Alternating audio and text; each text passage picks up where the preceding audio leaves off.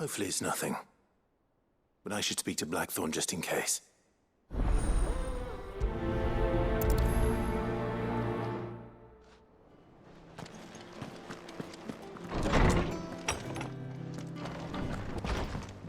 He cracked the crystal too? I'm joking. It's no joke. Blackthorn, do you have a moment? Not really, no. This won't take long. I just wanted to ask how you're getting on. August was worried about you, that you might still be doubting your craft, even after learning the trick of that cuirass. Is there something else weighing on your mind? Perhaps sharing your thoughts might help. That bastard's like a dog with a bone. Still, you got a keen eye, I'll give him that. He's just, well, Karen showed me something. Something I've never seen before. And that was? A sword. An odd-looking thing with a single-edged blade. The metal itself wasn't anything to write home about, but fuck me. The edge on it. You could slice a man clean in two with a weapon like that, and he'd be halfway home before he even realised he'd been cut. So that's what's troubling you. No. Not troubling me exactly. More distracting. Can't stop thinking, how do you get an edge that sharp? It's driving me mad. And if you knew how to do it, we could arm the curse breakers with even better blades. That's about the size of it, yeah. I'll see what I can find out. Sharper swords are always welcome. And we can't have our master blacksmith being distracted. You're a soft touch, you know that. But I can't say I'm not grateful for it. Good luck, eh? Thank you. Let's see what Karen knows about this sword.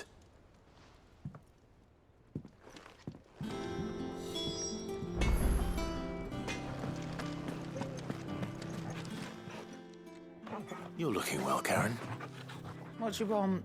Out with it. I want to know about the sword you showed Blackthorn. Single-edged and extremely sharp. Running around after him again, are you? I suppose I am, yes. But I need to help him find out how to work an edge like that. It's driving him to distraction. Little wonder, I suppose. There's not many like that make it as far as the twins, and those that do go straight into private collections. Which made it nice and easy finding a buyer. Can you tell me who bought it? Where is it now? You think I tell people who my clients are?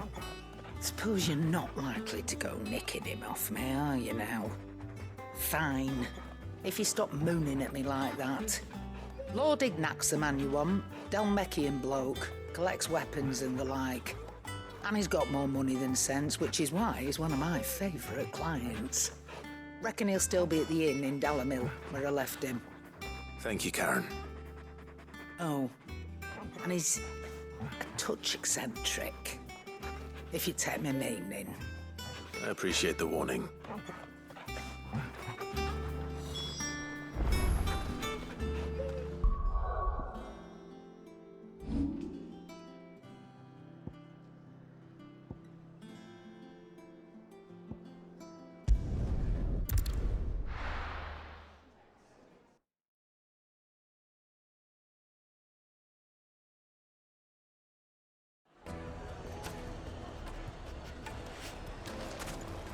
People take notice of wealthy men. Shouldn't be too hard to track down Karen's collector. Drake's Fang is gone. The whole Mother Crystal gone. What are we gonna do?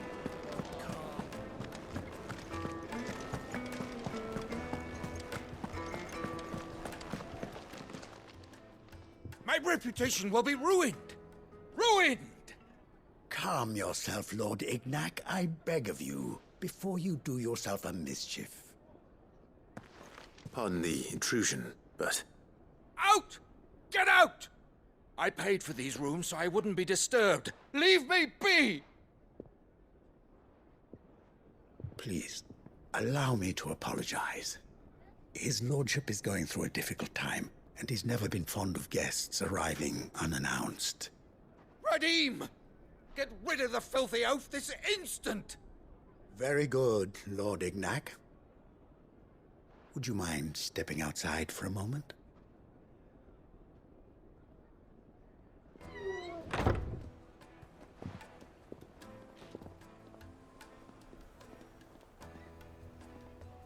I'm sorry if I've caused you any trouble. That? Oh, no. That's just how his lordship is. Though the morning's events have left him somewhat fractious. He has been dispossessed of his luggage, you see. The thieves also made away with a considerable amount of coin. Coin the innkeeper will soon be keen to collect. I don't suppose a certain blade was among the stolen items. A single-edged sword. It was purchased from a merchant friend of mine. Ah, you know Lady Karen? Yes, I'm afraid it was. Then I'll retrieve Lord Ignac's luggage. But I have one condition. You have but to state it. You are welcome to anything that is within my power to grant. I want an audience with Lord Ignac. A few minutes should be enough. Then I'll be on my way. A condition I would be a fool to refuse.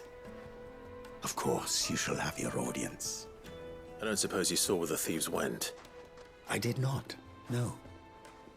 Though some discreet inquiries made on his lordship's behalf mean that I know where you might find them. The bandit's bed. Every ill-gotten coin in Dalamel is said to pass through that disreputable corner of the Valcroy. And that's where I'm heading. I shall speak to Lord Ignac in your absence, and arrange for an audience upon your triumphant return. That will be very kind of you. Farewell, and best of luck.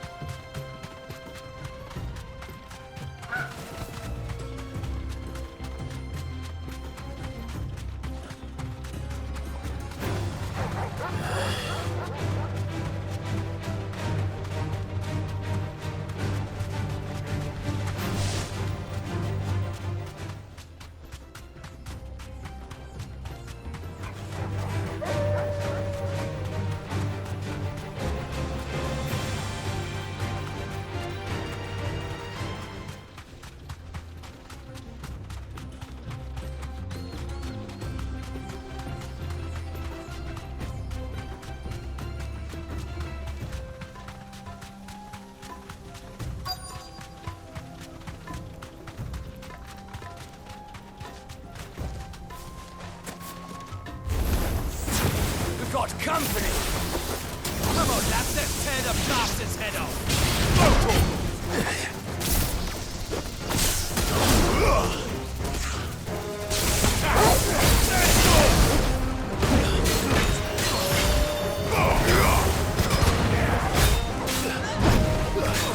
Too slow.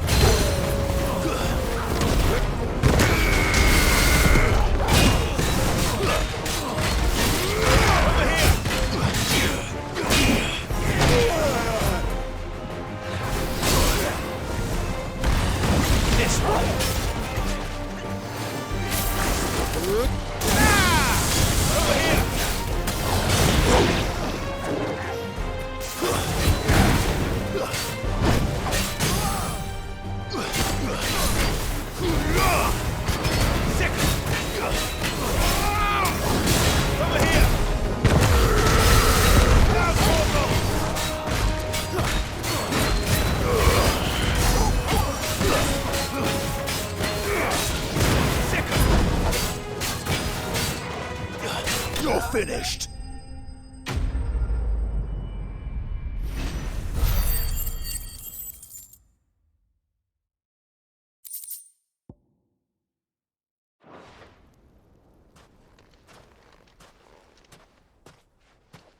This must be Ignac's luggage.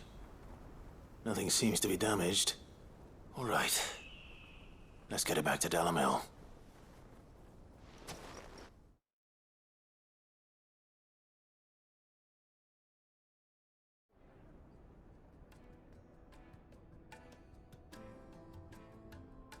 I hear I have you to thank for the return of my effects.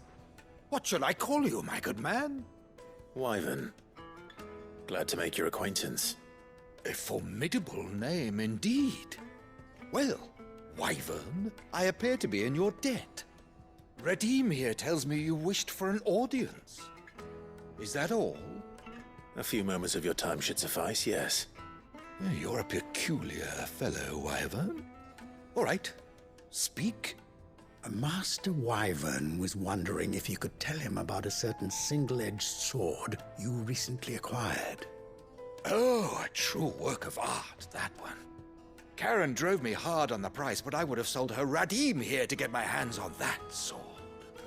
It was made in the Outer Isles, far beyond the Twins, and is used exclusively by the practitioners of a unique school of swordsmanship.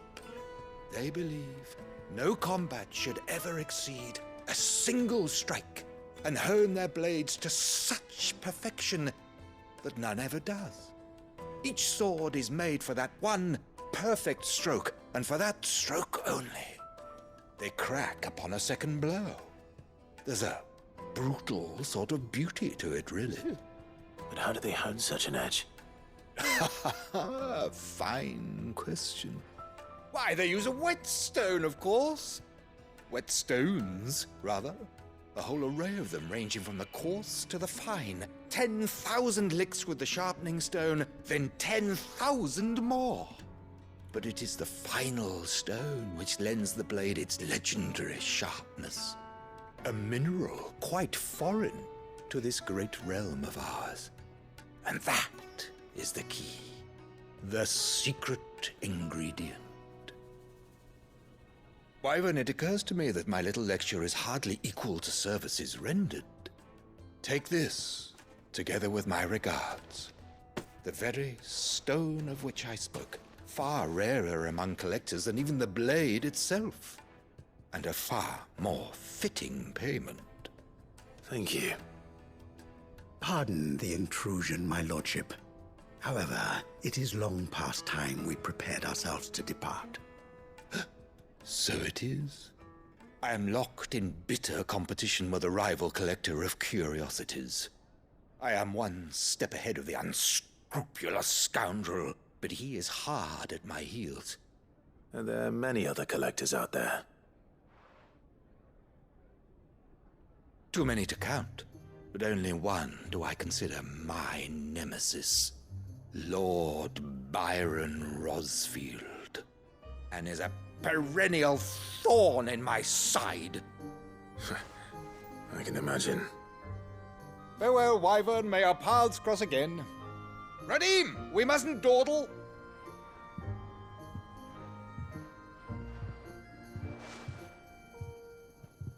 I think his lordship is rather taken with you, Master Wyvern.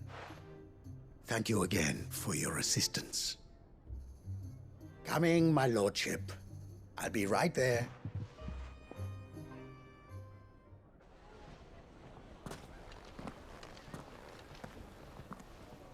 Trust Uncle Byron to find such an interesting rival. Now, let's see what Blackthorn makes of this whetstone, shall we?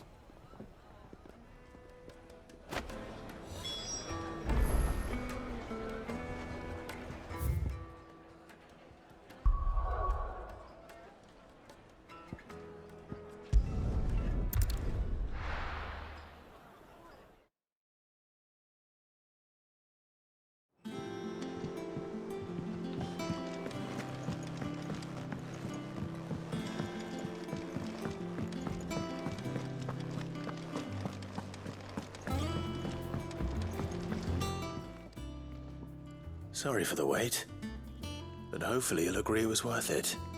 You learned something about that sword then? I did better than that.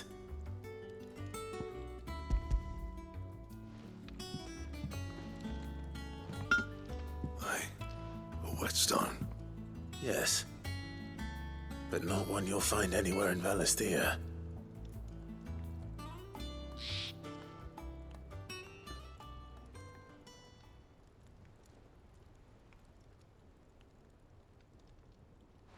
No wonder I couldn't get the same finish on the grinding wheel.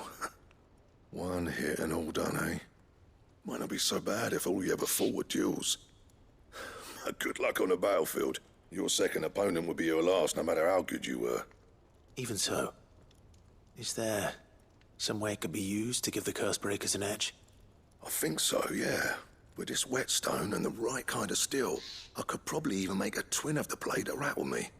But there'd be no replacing this little rock once I worn it down to a sliver. I reckon we get a dozen swords from it, if that. Swords that the curse breakers wouldn't know how to wield properly, and that would see them through a single fire piece. Nah, no point trying to copy that thing. Be about as much use as a wax anvil. But finishing our blades with a whetstone this fine, now that's something to consider. And what's finer than fallen masonry, eh? Or more hard-wearing, for that matter. Just imagine it. Good Valisthean steel with an edge as sharp as any found in the Outer Isles. I won't make a copy, nah. I'll make something much better. I'm sure the curse breakers will be delighted. Just don't push yourself too hard. Don't you worry about me, sunshine. I've been working day and night since I was half your age, and I'll still be here when you're long gone. Hey, thanks, Clive. I mean it. I owe you one, August too. It's good to know someone's looking out for me. You'll be happy to hear you said that. And I'll see that my debt to you's paid. First new blade I make's got your name on it. You come and find me when you've got the materials. All right. I will.